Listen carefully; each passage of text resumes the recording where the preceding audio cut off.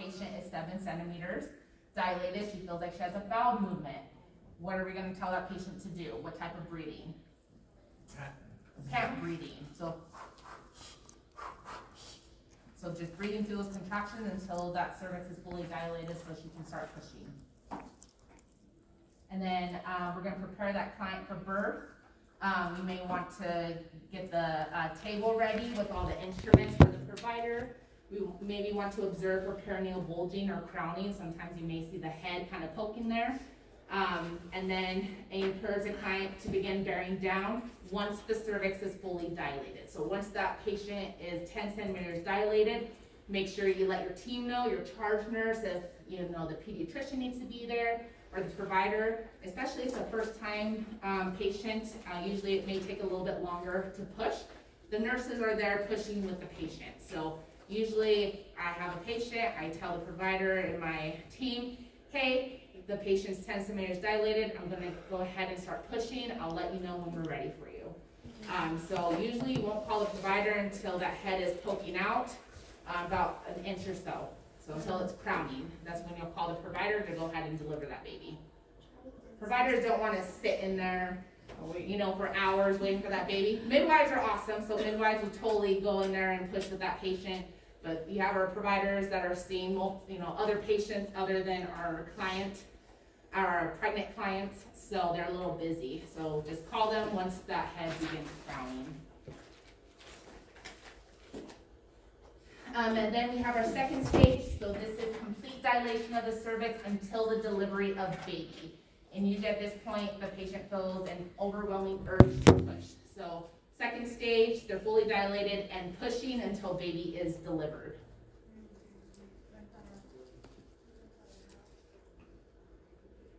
Okay, and these, in the second stage, the cardinal movements of labor. So like I said, you don't need to know the steps, but just kind of how the progression of labor happens. So we have our descent into the pelvis, the engagement into the pelvis, flexion of the head, so kind of that fetal position, internal rotation, and then extension once the head comes out.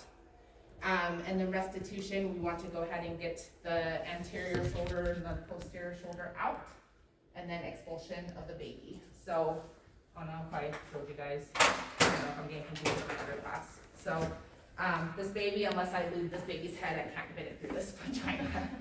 So if this is my baby, so usually the provider will come in. You guys do that okay somewhat?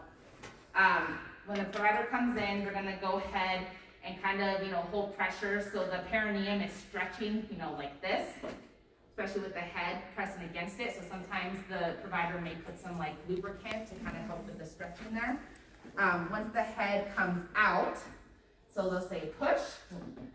So the head comes out, you're gonna see the provider kind of grab the head like this, and then they're gonna turn the baby. So usually once the head's out, they're gonna kind of turn to their side. They're gonna get the anterior shoulder, so that shoulder from the bottom, they're gonna pop out. And then they're going to break that posterior shoulder and then lay baby on top of mom. So they pull, shoulder out, and flop. Okay? Not really flop, but you know. There you go. You don't need to know the cardinal movements, just know that's kind of like the steps.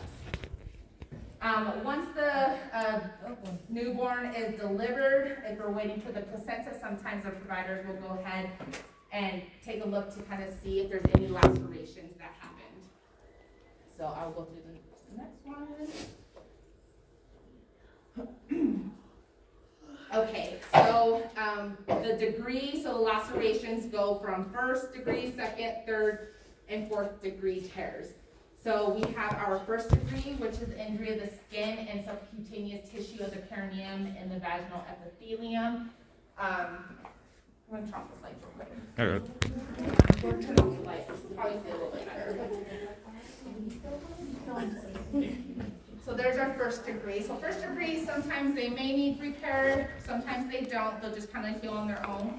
Just make sure, you know, when the provider Usually the provider's pretty good at making sure if it's gonna stop bleeding by putting a little bit of pressure on it and it stops, then we don't have to do any kind of repair. Now say she did have a first degree laceration with no repair, and when you're doing the bundle rubs and you're checking the patient's bleeding, you may notice some extra bleeding, and that could be coming from that tear. So if you're having some extra bleeding, but you know their uterus is nice and firm, and it's not coming from the uterus, typically from lacerations, there'll be like a brighter color red bleeding, so bright red bleeding. So just have your provider go back in there to take a look just to make sure maybe that laceration does need a stitch. Our most common is going to be our second degree tear. So this is the injury that extends into the fascia and the perineal muscles. Third degree tear, so this is the injury that extends through the fascia and the perineal muscles and involves some of all of the fibers of the anal sphincter muscles. So pretty close to that anus there. And then our fourth degree, which is probably the worst, is the injury to the perineum that involves both the internal and external anal sphincters and the anus. So if they have a fourth degree, sometimes that repair is going to take some time because that provider has to go in and fix up the anal sphincter, make sure their rectum, their anus is also stitched up, and then take care of the lacerations. You can turn the lights back on. So just kind of idea, so when you are at clinical, you're not going to be tested on this, but if they say, hey, this patient has a second degree laceration, what do you think we may want to offer that patient? Probably like ice, definitely, so we'll offer like an ice pack because they're probably going to be pretty swollen. That peri bottle, which is awesome, that they fill up with warm water each time they go to the bathroom, that's probably going to be their best friend, and sitz baths. Usually from second degree on, it's probably going to be more painful. Your first degrees aren't too bad, but when it comes to your second to your fourth degrees, we want to offer some type of pain relief, maybe take some ibuprofen to help. And then of course they have that numbing spray, the hurricane spray we call it, and then Tux pads, so the Tux pads with witch hazel on it to kind of help with discomfort. It was so cool. Our nurses would like open up the baby. So yeah, definitely you can use the baby diaper, fill it up with ice, and then you can set it right down the perineum. And usually that's the best relief that you can offer for that patient. Especially when it comes to time, if they did the repair and they had an epidural, and then once that numbing's gone, they're definitely going to feel all of that. So we always warn them, especially once the repair is done, you can turn off, if they do have the epidural, go ahead and turn off the pump.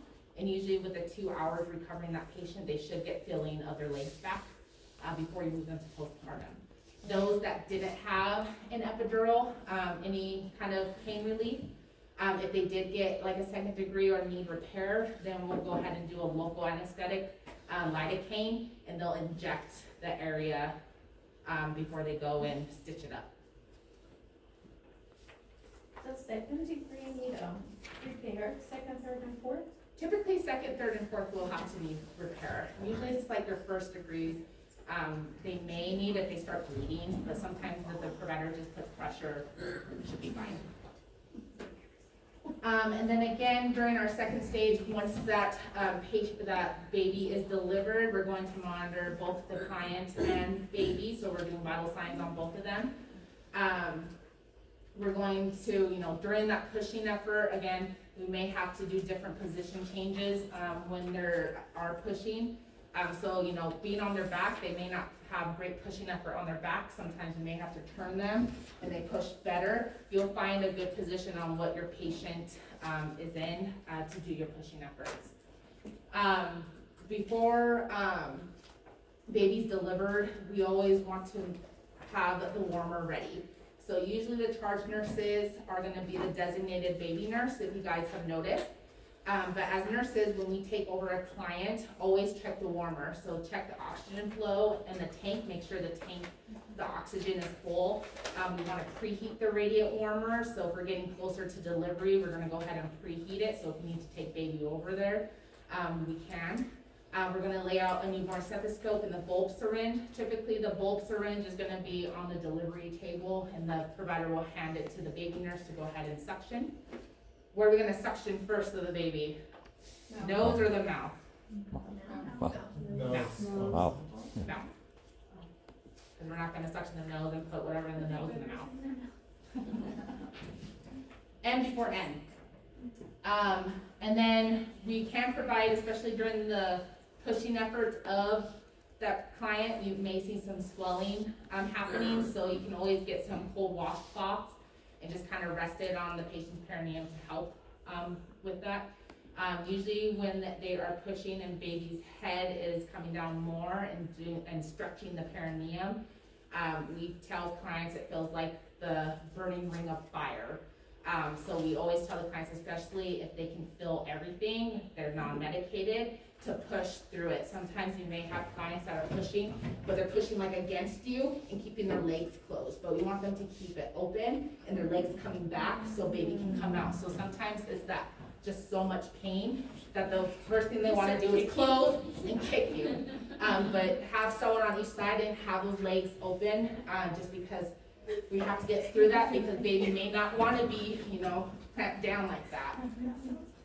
And then we'll prepare for episiotomy if needed, or if we have to use a vacuum assisted delivery or forceps assisted delivery, we'll have all of that on standby, depending on what your baby looks like on the monitor.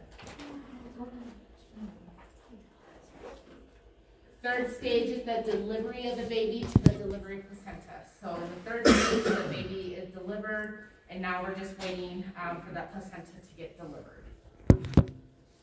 So when our baby is delivered here, so baby's delivered, they will clamp the cord.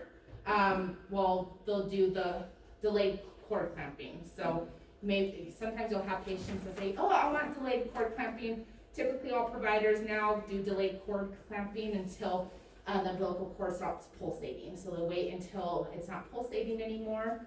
Make sure baby gets all of that blood and oxygenation, and they'll go ahead and clamp it off. And then that's when they'll go ahead and have the partner go ahead and cut the cord. And then we're just waiting for the delivery of the placenta.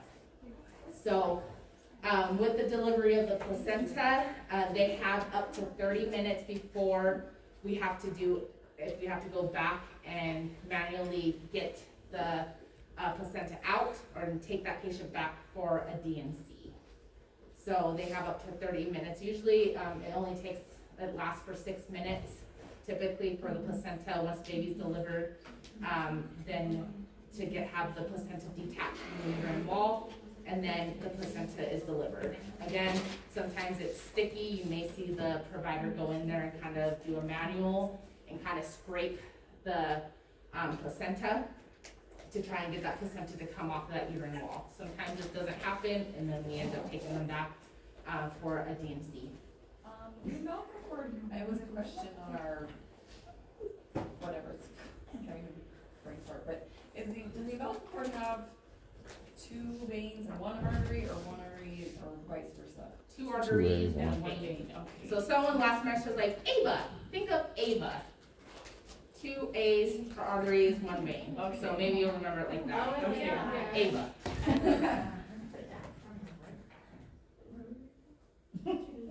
So during the third stage here, we're going to do check the patient's blood pressure, pulse, respirations every 15 minutes. So just make sure on the monitor those blood pressures are running. Again, we're going to find clinical findings of placental separation. Typically, once that placenta has separated from the uterine lining, the patient may feel kind of like the urge to push or like a lot of pain and pressure. And then the provider will tell them, go ahead and give me a little bit of push and expel that placenta. Make sure the provider always goes before they leave the room to inspect the placenta to make sure if the placenta came out in pieces, you want to make sure all those pieces are out of that uterus, because that can cause that patient to hemorrhage if any of the placental fragments have been left behind. And they should always inspect it before leaving, and then ask if you want to put in orders to send it down for pathology. So we have like our small for gestational age babies or our intrauterine growth restricted babies, sometimes we'll go ahead and send the placenta down because they want to see exactly, you know, what was going on with that placenta to cause that, you know, the growth of baby to stop at a certain point. And then always ask your patients, as long as we're not sending the placenta down, if they want to keep the placenta, usually they can do capsules, they can encapsulate the placenta, plant a tree. The popular one now is the printing of the placenta, the paint, or they can paint it and do like a print. So kind of like it looks like the tree of life. That one looks awesome. So, yeah. And then you can plant it. And then we assign APGARs. We won't go into APGARs until we go into the newborn part of this class. But we'll assign APGARs at 1 minute and 5 minutes of birth to that baby to let us know how that baby is doing. So typically APGARs of 7 or more are pretty good. You may hear typically is 8 and 9 is the most, is probably what you'll hear more when you guys are at clinical. Usually they're just off for color. But we'll go into APGARs here. You say 7 or more, good? 7 or more, yeah, that's fine.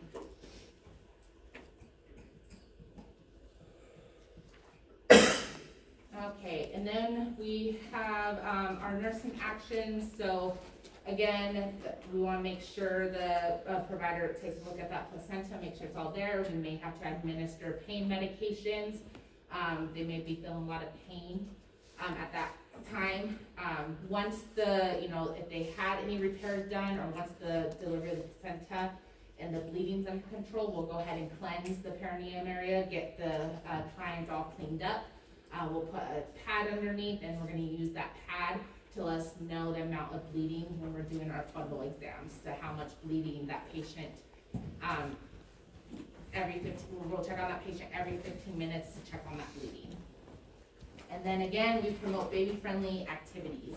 So with our baby-friendly activities, we do skin to skin for the first hour before we do anything on baby, like assessments, measurements. So sometimes the first thing that everyone wants to know, how much does the baby weigh? We always do 60 minutes of skin to skin, and then we can go ahead and take baby to the warmer to do the measurements, footprints, and all that fun stuff. And then also we promote breastfeeding, so if you want to try and get baby latched on, usually the first 2 hours of life. And then sometimes if that patient's having some trouble or baby's having trouble latching onto patient, because every patient has different nipples. So not all nipples are going to be the great breastfeeding nipples. So if you need to get lactation in there, definitely get lactation. But typically all nurses were trained to go ahead and help with breastfeeding. So if you need to do like a nipple shield or anything like that, so baby can grasp on the nipple better, then you can do so. And then we have our 4th stage. So this is the delivery of the placenta until stabilization of the mother.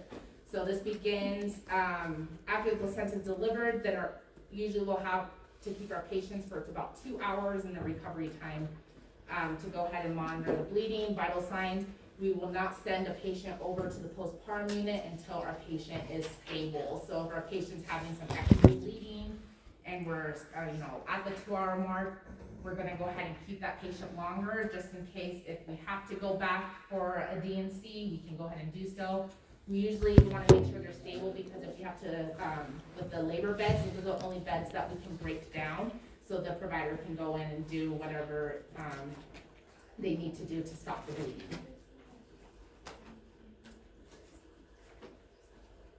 So again, assessment is going to be maternal vital signs every 15 minutes. We're going to do a fundal rub, so make sure that uterus is nice and firm. So where is the fundus located? At the top of the uterus. So we'll go into it next week, but typically once the baby's delivered and you do that fundal rub, it should be at the patient's belly button. If it's any higher than that, that may indicate some bladder distension. So if that patient doesn't have the urge to void, then we're gonna go ahead and do a straight in and out cath to go ahead and relieve that bladder, because if that bladder is putting pressure on that uterus, that can actually cause more bleeding. So that's why you always want to educate when they go to postpartum. As soon as they feel the urge to void, they should get up and use the restroom. And then we already kind of went through the baby-friendly activities.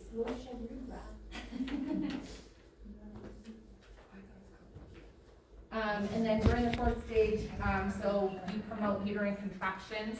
So they will be on Pitocin for the next 4 hours, typically running at 125 mils per hour for the next 4 hours to help the process of involution. So that's, involution just means the uterus is shrinking down to its normal size. So it should go down at least 1 finger breadth every day, or 1 centimeter every day. Sometimes you may have patients where, you know, they have their baby and, you know, you're looking for the fundus here, but sometimes it could be like way down here. So, and each patient's anatomy is different. So sometimes you can feel the fundus like right there. Sometimes you really need to dig in there to really feel that top of the fundus.